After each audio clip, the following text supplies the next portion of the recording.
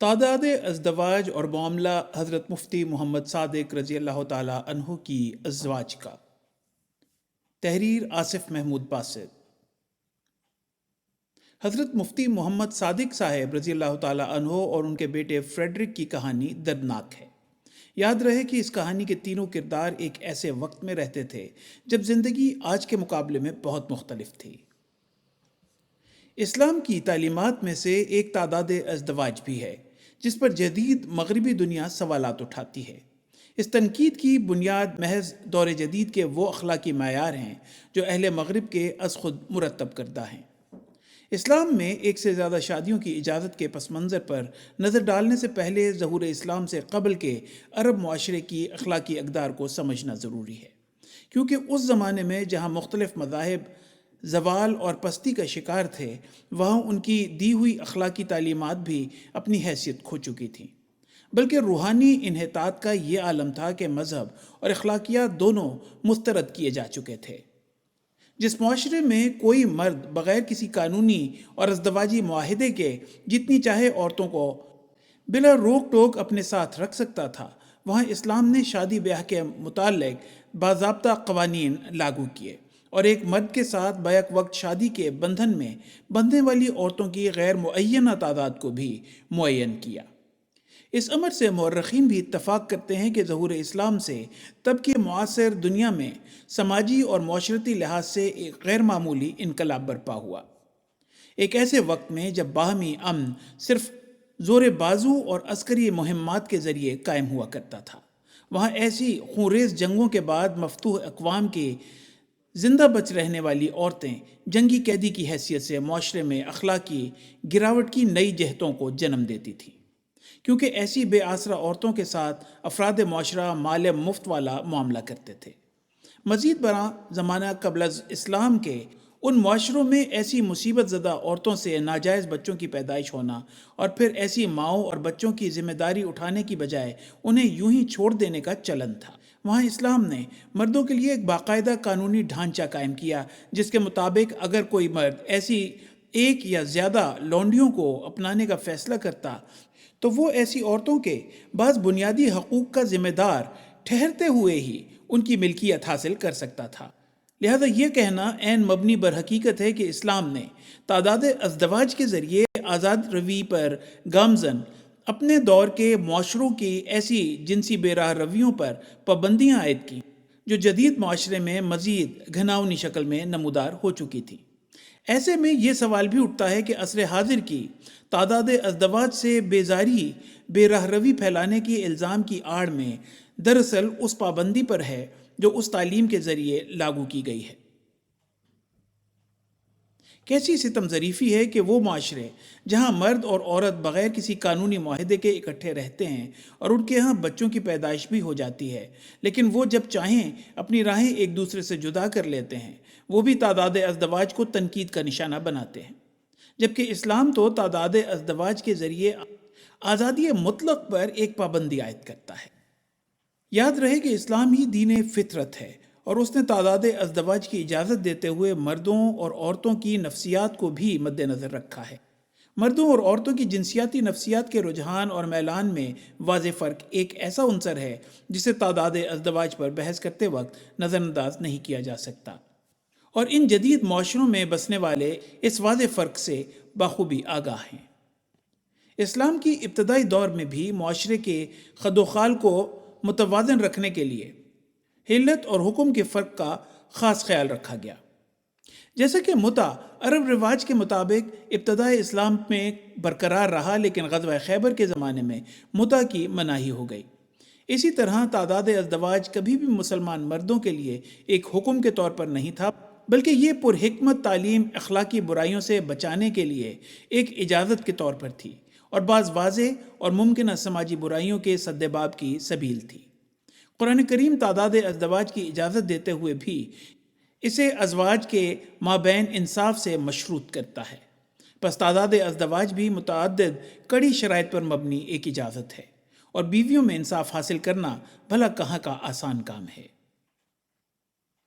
جیسا کہ پہلے ذکر ہو چکا کہ مسلمانوں کے ابتدائی دور میں اپنی بقا کے لیے عسکری مہمات اور غزوات درپیش رہے،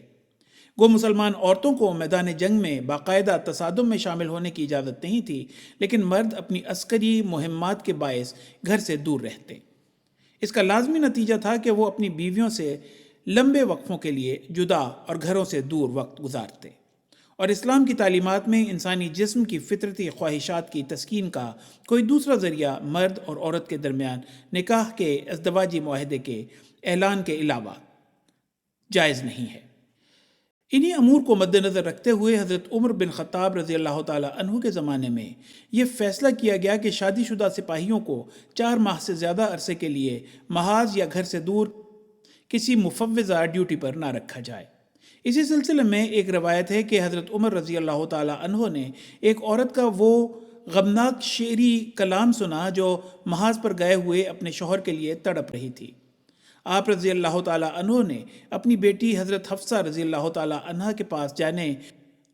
اور پوچھنے میں تامل محسوس نہیں کیا کہ ایک عورت اپنے شوہر کے بغیر کتنی دیر تک رہ سکتی ہے۔ جواب پا کر آپ رضی اللہ تعالیٰ عنہ نے حکم دیا کہ مرد سپاہیوں کو 4 ماہ سے زیادہ گھر سے دور نہ رکھا جائے۔ تاہم اسلام میں کثرت ازدواج اور بالخصوص حضرت نبی کریم صلی اللہ علیہ وسلم کی شادیوں پر ناروا تنقید مغربی مستشرقین کا خاص مشغلہ بن چکا ہے۔ اس کی مثال حضرت خالد بن ولید کی مالک بن نویرہ کی بیوہ کے ساتھ شادی بھی ہے۔ جدید مورخین کو اعتراض ہے کہ آپ رضی اللہ تعالیٰ عنہ نے مالک کی بیوی سے شادی کرنے کے لیے اس کو قتل کیا تھا، جو کہ اسلام کی تعلیم سے سراسر منافی امر ہے، جبکہ تاریخی حقائق بتاتے ہیں کہ حضرت خالد پر یہ الزام حقیقت سے کوسوں دور ہے۔ مگر ہم ہی ایسے دور میں رہے ہیں کہ جہاں افواہ اور سنسنی کو حقائق پر فوقیت حاصل ہو چکی ہے۔ مغربی نوآبادیاتی دور اور تعداد ازدواج۔ آج کے مغربی دنیا مذہب سے انحراف کے باوجود اپنی ثقافت اور معاشرت میں عیسائیت کے رنگ میں رنگین ہے۔ مثلاً اہل مغرب کے تمام تہوار یعنی کرسمس، ایسٹر، ہارویسٹ اور تھینکس گیونگ وغیرہ کا خمیر عیسائی تاریخ و عقائد ہی سے اٹھا ہے۔ تعداد ازدواج کے خلاف اہل مغرب کی شدید نفرت بھی مغربی عیسویت سے ہی اٹھی ہوئی معلوم ہوتی ہے، مگر بے بنیاد ہے، کیونکہ تعداد ازدواج کے خلاف بھی وہی دلائل پیش کیے جاتے ہیں جو ایک آزاد معاشرے کے حق میں بھی دیے جاتے ہیں، یعنی وہ آزاد معاشرہ جہاں مرد اور عورت کو ایک ساتھ رہنے کے لیے کسی بھی قسم کے قانونی معاہدے کی ضرورت نہیں ہے۔ عیسائی تعلیمات سے متاثر ہو کر تیار ہونے والے اہل مغرب کے قانونی نظام میں تعداد ازدواج کو اس بنیاد پر جرم کے طور پر دیکھا گیا ہے کہ یہ عدل اور مساوات سے متصادم ہے، اولاد کے لیے الجھنوں کا باعث بنتا ہے اور مرد و زن کی باہمی ازدواجی رضامندی کو خطرے میں ڈالتا ہے۔ حوالہ for details John Witte junior The Western Case of Monogamy over Polygamy Cambridge University Press new York and Cambridge 2015۔ لیکن کیا یہ بات حقیقت نہیں ہے کہ مذکورہ بالا تینوں امور وہاں بھی ایسے ہی مشکل پیدا کر رہے ہیں جہاں مرد اور عورتیں بغیر کسی باقاعدہ ازدواجی معاہدے کے اکٹھے رہتے ہیں اور بچے پیدا کرتے ہیں؟ نیز اہل مغرب کی تعداد ازدواج کی صورت میں بچوں کی ولدیت پر ممکنہ تشکیک اور خدشات اس بات کا واضح اشارہ ہیں کہ اہل مغرب نے تعداد ازدواج کے اسلامی تصور کو سمجھا ہی نہیں۔ محقق جان وٹ جونیئر نے اپنی تفسیر The Western Case of Monogamy over Polygamy میں اعداد و شمار کی روشنی میں بتایا ہے کہ کس طرح اہل مغرب میں تعداد ازدواج کی طرف رجحان زیادہ ہو رہا ہے۔ مصنف کا ماننا ہے کہ مستقبل قریب میں بہت سے مغربی ممالک میں عوام الناس بھی اور قانون ساز بھی تعداد ازدواج پر ہی متفق ہو جائیں گے۔ عوامی آراء اور رجحانات کے اعداد و شمار اور جائزے مرتب کرنے والے معروف ادارے گیلپ سروے بتاتا ہے کہ امریکہ میں تعداد ازدواج کی اخلاقی مقبولیت میں مسلسل اضافہ ہو رہا ہے، جو اہل مغرب کے جدید رجحان کی مؤثر عکاسی کر رہا ہے۔ 2004 میں عوام میں تعداد ازدواج کی اخلاقی مقبولیت 7% تھی، جو 2020 میں بڑھتے بڑھتے 20% کو چھو رہی ہے اور اس میں اضافے کا رجحان نمایاں ہے۔ امریکہ کا ذکر آ ہی گیا ہے تو حضرت مفتی محمد صادق صاحب کے معاملے کو دیکھتے ہیں، جو 1920 میں اس سرزمین پر اسلام احمدیت کا پیغام لے کر پہنچنے والے پہلے مبلغ احمدیت تھے۔ حضرت مفتی محمد صادق رضی اللہ تعالیٰ عنہ کی تعداد ازدواج کا معاملہ۔ جیسے ہی حضرت مفتی محمد صادق صاحب رضی اللہ تعالیٰ عنہ نے امریکی سرزمین پر قدم رکھا، امیگریشن حکام نے انہیں اس خدشے پر حراست میں لے لیا کہ وہ ایک مسلمان تھے اور امریکہ میں تعداد ازدواج کی پابندی کے خلاف تعلیم پھیلا سکتے تھے۔ مفتی صاحب رضی اللہ تعالیٰ عنہ نے حکام کو یقین دہانی کروائی کہ اسلام میں تعداد ازدواج کی محض اجازت ہے، نہ کہ فرضیت۔ آپ اپنے درست موقف میں اس درجے واضح تھے کہ آپ نے اخبارات میں بھی لکھا، مثلا ایوننگ پبلک لیجر کو بتایا، مجھے اس وجہ سے حراست میں لیا گیا ہے کہ مجھے جماعت احمدیہ کے مبلغ کے طور پر اپنی حیثیت ثابت کرنی ہے، اور اس لیے بھی مجھے امریکہ میں داخل ہونے سے روکا گیا ہے کہ میرا تعلق ایسے ملک اور قوم سے ہے جہاں تعداد ازدواج کی اجازت ہے۔ میں اس فیصلے کے خلاف اپیل دائر کر رہا ہوں۔ میں اس وقت تعداد ازدواج پر عمل پیرا نہیں ہوں۔ میری صرف ایک بیوی ہے جو ہمارے 4 بچوں کے ساتھ ہندوستان میں ہے۔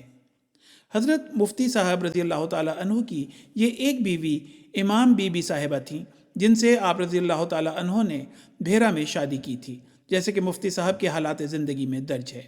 ذکر حبیب از مفتی محمد صادق، صفحہ 173۔ ایک آن لائن اخبار اپسچ اسٹار نے حال ہی میں ایک مضمون میں حضرت مفتی صاحب کے بعض نو دریافت شدہ پوتے پوتیوں کا احوال شائع کیا اور بتایا کہ مفتی صاحب نے ان بچوں کی دادی ایتھل ماؤتھ باسٹ سے اپنے قیام انگلستان 1917 جنوری 1920 کے دوران شادی کی تھی، جس سے ایک بیٹے فریڈرک اے باسٹ کی ولادت ہوئی۔ یہ بچہ مفتی صاحب کے انگلستان میں امریکہ جانے کے تقریباً 5 ماہ بعد یعنی مئی 1920 میں پیدا ہوا تھا۔ اس مذکورہ بالا خاندان نے اپنے دادا کی کھوج میں متعدد دستاویزات بھی جمع کر رکھی تھیں، تاہم بہت سی معلومات ہنوز تشنہ ہیں۔ ان کے پاس حضرت مفتی محمد صادق صاحب رضی اللہ تعالیٰ عنہ کی طرف سے اپنے بیٹے فریڈرک کے نام لکھے گئے کئی خطوط بھی ہیں، جن میں وہ اپنے بیٹے کو مسلم نام فرید سے مخاطب کرتے ہیں۔ ان خطوط سے معلوم ہوتا ہے کہ مفتی صاحب اپنے بچھڑے ہوئے بیٹے کو بھلے برے کی تمیز سے آگاہ کرتے اور اچھی زندگی گزارنے کے طریق بھی بتاتے تھے، یعنی مفتی صاحب اپنے بیٹے کو بہت ہی شفقت سے اور فکر سے پند و نصائح کیا کرتے تھے۔ مثلا فروری 1947 میں مفتی صاحب نے اپنے پیارے بیٹے فرید کو اپنی تازہ تصنیف لطائف صادق بھی بھیجی اور یہ بھی لکھا کہ چونکہ یہ کتاب اردو زبان میں ہے اس لیے شاید تم اسے پڑھ نہ سکو گے، لیکن اگر مفتی صاحب کے اپنے اس بیٹے کے نام دیگر خطوط کو دیکھیں تو ملتا ہے کہ مفتی صاحب نے فرید کو لندن میں مسجد فضل جانے اور وہاں مبلغ سلسلہ مکرم مشتاق باجوہ صاحب سے رابطہ رکھنے کی تاکید فرمائی۔ باپ اور بیٹے کی باہمی خط و کتابت بتاتی ہے کہ مفتی صاحب کے اس بیٹے کا مسجد فضل سے رابطہ رہا۔ پس اگر فریڈرک اپنے والد کی نصیحت پر عمل کر کے مسجد سے رابطہ رکھتا تو اپنے والد کی بھیجی ہوئی کتاب کے مندرجات سے آگاہی حاصل کر سکتا تھا۔ فریڈرک تو شاید اردو نہیں جانتا تھا، لیکن اس کے مطالعے کے بعد ہم عرض کرتے ہیں کہ مفتی صاحب رضی اللہ تعالیٰ عنہ کے اس سوانح عمری میں فریڈرک کی والدہ ایتھل کا کوئی ذکر نہیں ہے۔ اب اس کو امریکہ کے اخبار میں شائع کردہ بیان کی روشنی میں دیکھیں تو معلوم ہوتا ہے کہ تب مفتی صاحب کی صرف ایک بیوی تھی جو ہندوستان میں تھی۔ نیز یہ بھی کہا جا سکتا ہے کہ ایتھل باسٹ اور مفتی صاحب رضی اللہ تعالیٰ عنہ کی شادی شاید کچھ عرصہ رہ کر ختم ہو گئی تھی۔ چونکہ آج لوگ کسی بھی شادی کے ثبوت کے طور پر متعلقہ سرکاری دفتر سے تصدیق شدہ دستاویزات کا مطالبہ کرتے ہیں، اس لیے واضح ہو کہ اسلام میں شادی کے واحد شرط نکاح ہے، یعنی 2 مرد گواہوں کے سامنے ایک عوامی اعلان کے ایک مرد اور عورت نے ازدواجی معاہدے کے تحت شوہر اور بیوی کی حیثیت سے ایک ساتھ رہنے پر اتفاق کیا ہے، اور یہی اسلامی اصول علیحدگی کے موقع پر لاگو ہوتا ہے، خواہ میاں بیوی میں یہ علیحدگی طلاق کی صورت میں ہو یا خلا کی صورت میں، خواہ شوہر اپنی بیوی کو طلاق دے یا بیوی اپنے شوہر سے خلا لے لے، دونوں صورتوں میں ان کو معاشرے پر واضح کرنا ہوگا کہ دونوں نکاح سے آزاد ہو رہے ہیں اور اب شوہر اور بیوی کے طور پر ایک ساتھ نہیں رہیں گے۔ تاہم طلاق یا خلا کی صورت میں بعض قانونی تقاضے پورے کرنا ہوتے ہیں، مثلا حق مہر کی ادائیگی۔ نیز عورت کے حاملہ ہونے کی صورت میں طلاق نہیں ہو سکتی، تاہم خلا ہو سکتی ہے، مگر ایسی صورت میں عدت کی مدت وضع حمل تک ہوتی ہے۔ فریڈرک کی پیدائش 20 مئی 1920 کو ہوئی، جو حضرت مفتی صاحب کی جنوری 1920 میں امریکہ روانگی کے 5 ماہ بعد کا وقت بنتا ہے۔ یعنی مفتی صاحب رضی اللہ تعالیٰ عنہ کی امریکہ روانگی کے وقت ایتھل تقریباً 4 ماہ کی حاملہ تھی۔ حضرت مفتی صاحب کا امریکہ کی امیگریشن حکام کے سامنے بیان اور امریکہ پریس کو لکھے گئے کھلے خطوط سے پتہ چلتا ہے کہ مفتی صاحب کا ایتھل کے ساتھ نکاح بھی ختم ہو چکا تھا، اور نہ ہی انہیں اس بات کا علم تھا کہ ایتھل حاملہ ہے۔ یقیناً یہ حمل مفتی صاحب کے ایتھل سے اسلامی طریق پر کیے گئے نکاح کے عرصے کے دوران ہوا ہوگا، اور یہ بھی کہا جا سکتا ہے کہ مفتی صاحب اور ایتھل کی علیحدگی روانگی سے قبل کے 4 مہینوں میں ضرور ہو چکی تھی، جب اس حمل کا بالکل آغاز تھا، اور دونوں اس سے لا علم تھے۔ مذکورہ بالا میسر معلومات سے یہ قرینہ بھی لیا جا سکتا ہے کہ اگر ایتھل حمل کے بارے میں جانتی بھی تھیں تو علیحدگی کے لیے خلا کا اپنا اسلامی حق استعمال کیا ہو۔ اب معاملہ کچھ بھی ہو، حضرت مفتی صاحب رضی اللہ تعالیٰ عنہ کے امریکہ پہنچتے ہی امیگریشن حکام کے سامنے بیان سے یہ واضح ہو جاتا ہے کہ اس وقت ان کے نکاح میں صرف امام بی بی صاحبہ تھی، اور اگر مفتی صاحب نے امریکہ پہنچ کر وہاں کی عورتوں سے شادیاں رچانے کا ارادہ کیا ہوا تھا تو انہیں حکام اور عوام کے سامنے ہندوستان میں اپنی شادی کا واضح اقرار اور اعلان کرنے کی کوئی ضرورت نہیں تھی، بالخصوص ایسے زمانے میں جب امریکی حکام کے پاس دور افتادہ علاقوں سے انفرادی کوائف کی تصدیق کرنے کا کوئی خاص ذریعہ بھی نہیں تھا۔ امریکی حکام کو صرف اس یقین دہانی سے غرض تھی کہ مفتی صادق امریکہ میں رہتے ہوئے نہ تو لوگوں کو تعداد ازدواج کی تبلیغ کریں گے اور نہ خود ایسا کریں گے۔ مفتی صاحب کی پہلے سے کتنی بیویاں ہیں، امریکی حکام کو اس سے کوئی سروکار نہیں تھا۔ مزید برآں اگر مفتی صاحب کا امریکہ میں ایک سے زیادہ بیویاں رکھنے کا ارادہ ہوتا تو امریکہ کے امیگریشن حکام کے سامنے ایتھل سے اپنی شادی کا ذکر کرنا تعداد ازدواج سے متعارف کروانے کا بہترین موقع تھا، جبکہ اس شادی سے ایک بچے کی ولادت بھی متوقع تھی۔ واپس انگلستان کا رخ کریں تو ایک اور قرینہ بتاتا ہے کہ مفتی صاحب کی ایتھل کے ساتھ شادی طلاق پر ختم ہو گئی تھی، کیونکہ فریڈرک کی ولادت پر انگلستان کے سرکاری کاغذات میں نومولود کی پیدائش اور نام کا اندراج کرواتے وقت سر نیم یعنی کنیت، خاندانی نام یا ولدیت کے خانے میں بیسٹ لکھوایا گیا۔ اسی طرح نومولودہ کے عیسائی رسم و رواج کے مطابق بیپٹزم کے سرٹیفکیٹ بھی ہیں۔ والدین کے نام میں صرف ایک نام درج کروایا گیا، ایتھل ماؤد بیسٹ۔ اگر یہ شادی قائم تھی تو ایتھل نے کیوں مفتی صاحب کا نام بچے کے والد کے طور پر نہیں لکھوایا؟ اور اگر مفتی صاحب نے ایتھل کو طلاق بھی دے دی تھی تو بچے کے باپ کا نام مخفی رکھنے کی کوئی ظاہری وجہ نظر نہیں آتی۔ اب تک کے معلوم حقائق کے مطابق ایتھل نے فریڈرک کو برنارڈوز نامی ادارے میں داخل کروا دیا تھا، جہاں بے آسرا اور لاوارث بچوں کی دیکھ بھال کا انتظام تھا۔ فریڈرک کے بچوں کے پاس موجودہ دستاویزات سے یہی پتہ چلتا ہے، اور اپسچ اسٹار نے بھی فریڈرک کی اولاد کے مہیا کردہ معلومات اور دستاویزات کی بنیاد پر یہی شائع کیا ہے۔ فریڈرک کی پیدائش کے وقت سے ہی ایتھل نے مفتی صاحب کا نام اخفاء میں رکھ کر بچے کو اس کی حقیقی والد کی شناخت سے محروم کیا، نومولود کو بپتسمہ دلایا، جبکہ حقیقت یہ ہے کہ ایتھل نے اسلام قبول کر لیا تھا، جس کی تصدیق حضرت مفتی محمد صادق صاحب کی 10 جون 1919 کے الفضل قادیان میں شائع ہونے والی رپورٹ سے ہوتی ہے۔ تازہ بشارت یہ ہے کہ اس ہفتے میں 2 معزز لیڈیان بنام مس بیسٹ اور مس سلش حضرت مفتی محمد صادق مشنری اسلام کے ہاتھ پر مشرف با اسلام ہوئیں۔ ان کے اسلامی نام مجیدہ اور فاطمہ رکھے گئے، الحمدللہ۔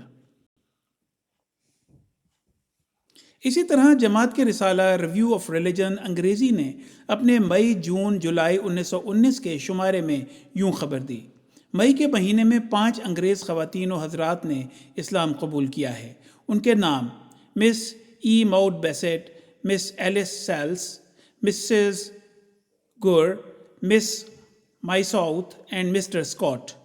انہیں بترتیب مجیدہ، عالیہ،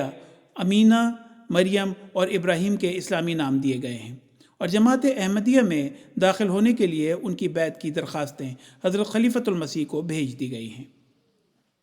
الفضل کے مورخہ 10 جون 1919 کے شمارے میں شائع ہونے والی مذکورہ بالا رپورٹ 7 مئی 1919 کی تحریر کردہ ہے۔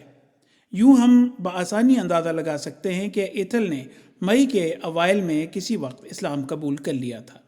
اور شادی 1919 کے موسم گرما میں ہوئی ہوگی۔ ماہ ستمبر کے آس پاس ایتھل حاملہ ہو گئی، کیونکہ بچے کی ولادت مئی 1920 میں ہوئی تھی۔ معلوم ہوتا ہے کہ شادی کا یہ بندھن ابتدا ہی میں ٹوٹ گیا تھا، لیکن یہ سب قیاس آرائیاں ہیں، کیونکہ میسر مواد کی قلت کچھ بھی یقین سے کہنے پر مانے ہے۔ لیکن ہمارے پاس بعض ایسے مضبوط شواہد ہیں جو ہمارے اس موقف کی تائید کرتے ہیں کہ ایتھل نے ترک اسلام کر دیا تھا، جس کے نتیجے میں یہ شادی بھی ٹوٹ گئی۔ یہ ایتھل ہی تھی جس نے نہ صرف اسلام چھوڑا بلکہ اپنے شوہر سے بھی ایسی روگردان ہو گئی کہ نومولود بیٹے کو اس کے باپ کے نام اور شناخت سے بھی محروم کر دیا۔ بطور ثبوت فریڈرک اے بیسٹ کی بپتسمہ کا سرٹیفکیٹ دیکھا جا سکتا ہے، جس پر بپتسمہ لینے کی تاریخ 24 اگست 1920 درج ہے۔ اگر ایتھل اسلام پر قائم رہتی تو نومولود کی بپتسمہ دلانے کا سوال ہی پیدا نہیں ہوتا۔ نیز ایتھل نے بیٹے کا نام فریڈرک رکھا، جو کہ ایک عیسائی نام ہے، نہ کہ مسلمان۔ یہ حضرت مفتی محمد صادق صاحب رضی اللہ تعالیٰ عنہ ہی تھے جنہوں نے بعد میں بھی اپنے بیٹے فریڈرک سے رابطہ قائم رکھنے کی کوشش کی اور اسے پیارے فرید کہہ کر خط لکھتے رہے۔ انہوں نے اپنے بچے کو نہیں چھوڑا۔ ایسا لگتا ہے کہ بچے کی ماں اور پھر بعد کے حالات جب اسے کیئر ہوم میں منتقل کر دیا گیا، اسے باپ سے رابطہ کرنے میں مانے رہے۔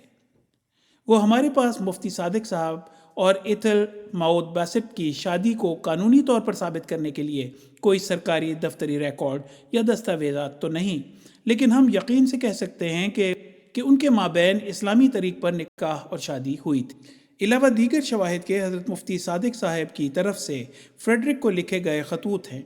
جن میں فریڈرک کو نصیحت ہے کہ وہ ساؤتھ فیلڈز لندن میں واقع فضل مسجد جایا کرے اور وہاں متعین احمدی مبلغ سے رابطہ رکھے۔ یہ خطوط بتاتے ہیں کہ فریڈرک مسجد فضل میں قائم شدہ مشن ہاؤس سے رابطے میں رہا، اور پھر جب فریڈرک یا فرید کا مسجد فضل سے رابطہ ٹوٹا تو جماعت احمدیہ سے بھی تعلق منقطع ہو گیا۔ اگر مفتی صاحب نے ایتھل سے قبول اسلام کے بعد نکاح نہ کیا ہوتا اور یہ بچہ بے نکاح کی پیدائش ہوتا تو مفتی صاحب کبھی اپنے اس بچے کو ڈھونڈنے کی کوشش نہ کرتے۔ دوسری اہم بات یہ ہے کہ اگر نکاح کے بعد پیدا ہونے والا معاملہ نہ ہوتا تو مفتی صاحب کبھی بھی فریڈرک کو مسجد فضل جانے اور وہاں متعین مبلغ سے میل ملاقات رکھنے کی ہرگز تاکید نہ فرماتے۔ یعنی وہ مسجد اور احمدی احباب جہاں مفتی محمد صادق صاحب کو بطور ابتدائی مبلغ انگلستان و امریکہ نہایت عزت اور توقیر کی نظر سے دیکھا جاتا تھا۔ حضرت مفتی صادق صاحب اور ان کے بیٹے فریڈرک کی کہانی دردناک ہے، مگر یہ جان کر اور دکھ ہوتا ہے کہ جب سے اپسوچ اسٹار میں اس پر وہ مضمون شائع ہوا ہے، کچھ سوشل میڈیا صارفین اس بچے، اس کی ماں اور اس کے باپ کے بارے میں سخت نازیبا الفاظ استعمال کر رہے ہیں۔ یاد رہے کہ اس کہانی کے تینوں کردار ایک ایسے وقت میں رہے تھے جب زندگی آج کے مقابلے میں بہت مختلف تھی، اور یہ بھی کہ ایتھل کوئی بری عورت نہیں تھی۔ ریویو آف ریلیجن انگریزی کے مذکورہ بالا شمارے میں شائع ہونے والی حضرت مفتی صادق صاحب کی مرسلہ رپورٹ میں ان کا تذکرہ جماعت احمدیہ کے تبلیغی سرگرمیوں میں مددگار لوگوں کی فہرست میں ہے۔ حضرت مفتی صاحب نے لکھا، میں تاحال آنکھوں کے عارضے میں مبتلا ہوں، جس کی وجہ سے میں پڑھنے یا لکھنے کا کوئی کام کرنے سے قاصر ہوں۔ کچھ انگریزی مسلمان دوستوں جیسے مسز جمیلہ شاہ، مسز عباس اور مسز بیسٹ، اور نو مسلم نائجیرین عبد الرحیم خط و کتابت میں میری بہت مدد کر رہے ہیں، خدا ان کو جزا دے۔ حوالہ ریویو آف ریلیجن انگریزی شمارہ مئی جولائی 1919 صفحہ 229۔ آج قریباً ایک صدی گزر جانے کے بعد ہم صرف اندازہ ہی کر سکتے ہیں کہ ایتھل یعنی مجیدہ کو کن عوامل نے اسلام سے دور کر دیا ہوگا؟ یقیناً تب بطور ایک مسلمان ان مغربی ممالک میں رہنا ایک نہایت مشکل اور صبر آزما کام تھا۔ حضرت مفتی صادق صاحب نے لندن میں اپنے بیٹے کو جو کتاب بھیجی تھی، اس میں آپ کا ایک نہایت دلچسپ واقعہ بھی درج ہے، جو کچھ یوں ہے۔ امریکہ میں ایک دفعہ ایک سخت واقعہ مفتی صاحب کے ساتھ ہوتے ہوتے رہ گیا اور خدا نے محض اپنے فضل سے ان کو بال بال بچا لیا۔ قصہ یہ ہوا کہ ایک امریکن لڑکی مفتی صاحب کے زیر تبلیغ تھی۔ رفتہ رفتہ وہ اسلام قبول کرنے کے لیے بالکل تیار ہو گئی۔ اس کی ماں نہایت درجہ متعصب اور اکھڑ عورت تھی۔ اس نے اول تو ہر ممکن ذریعے سے اپنی لڑکی کو مسلمان ہونے سے روکنے کی کوشش کی، لیکن جب کچھ نہ بنا تو اس نے یہ کام کیا کہ حضرت مفتی صاحب پر عدالت میں دعویٰ کر دیا کہ ان کا مشن بڑا خطرناک ہے، یہ لوگ لڑکیوں کو بھگا کر لے جاتے ہیں اور پھر ان کی شادیاں مسلمانوں سے کر دیتے ہیں، اور میری لڑکی کو بھی یہ لوگ بھگا کر لے جانا چاہتے ہیں۔ مقدمے کی شکل بظاہر بڑی خطرناک تھی، مگر اللہ تعالیٰ نے ایسے فضل کیا کہ مقدمہ ابتدائی منزل میں ڈسمس ہو گیا اور مفتی صاحب نے ایک بھاری فکر سے نجات پائی، الحمدللہ۔ حوالہ لطائف صادق یعنی حضرت مفتی صادق صاحب کی آپ بیتی، صفحہ 132 137، مرتبہ شیخ محمد اسماعیل پانی پتی۔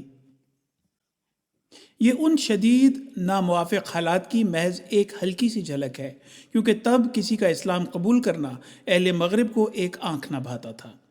ایسے حالات میں جہاں ہمارے ان احمدی مبلغین کا عزم صمیم مزید قابل ستائش ہو جاتا ہے، وہاں یہ بھی ماننا پڑے گا کہ ان ابتدائی مبلغین کے اہل خانہ کا بھی اس بے مثال قربانی میں